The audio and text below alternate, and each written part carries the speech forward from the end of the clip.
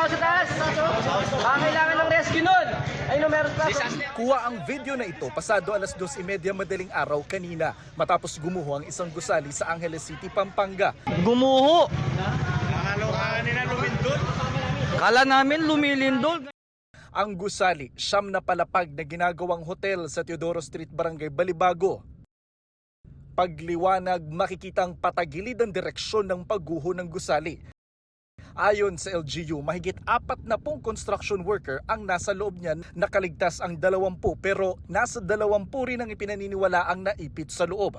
5 ang naiulat na sugatan na isinugod sa ospital. Sa videong ito mula sa DPWH, pinuntahan ni na Secretary Vince Dizon at MMDA General Manager Nicolas Torre ang isang parte ng construction site na ibinaba ng mga rescuer. May 2 tao raw doon na naipit sa septic tank. Okay naman? Sumasagot sa inyo? Sumasagot? Nasagot naman po sir, 2 po sir. O sige.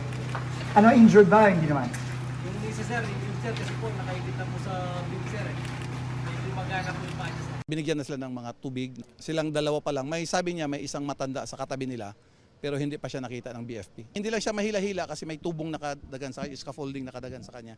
So mahirap siyang hilain. Bukod dyan, sabi ni Secretary Dizon, meron pang Malaysian national na naipit naman sa kwarto sa katabing hotel na nadaganan ng pagguho.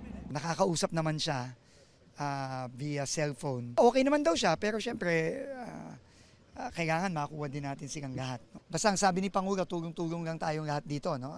Importante, ang priority natin yung ating mga workers. Kailangan makuha natin sila. Sabi ni Mayor, posibleng tulog noon ang mga construction worker lalo't wala silang gawa ngayong araw ng linggo. Nakausap namin yung foreman para nagbigay siya ng mga possible na mga taong naipit po. Yung kung titingnan yung kabuuan po ng construction workers, mahigit daw silang talagang 70. But weekend, no, marami rin nang uwi sa kanilang pamilya, no? Kaya ang linista lang nila na natatandaan lang nandiyan halos na sa more than 20. At yung mahigit 20 naman, halos ligtas na po sila. Tumutulong na sa search and rescue ang mga canine sniffing dog ng Philippine Coast Guard, ng volunteer group ng Metro Manila Dog Association at ng MMDA. Meron kaming yung borescope, yung mga maliliit na butas, may mahaba kaming microphone na makarinig kung anong mga may signs of life. Tapos andyan din yung life detector natin, yung heartbeat monitor natin. May mga naka-standby na ambulansya sa mga mare-rescue. Ang DPWH may mga heavy equipment ding dala. Ang problema, hindi ito basta-basta magamit. Ang pinakamahirap dito is very unstable yung site.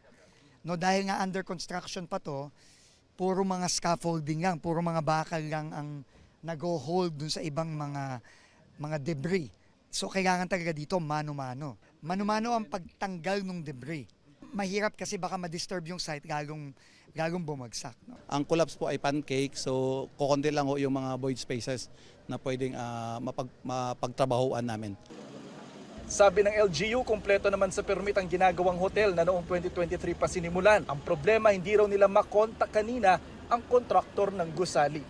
Nakalagay lang po kasi Mr. Lim. Ang sabi po na out of town. So yun din ang hinahanap po namin para makausap po namin. Sana naman makapagpadala siya ng representante niya dito para to shed light dito po sa mga ginagawa po nilang building.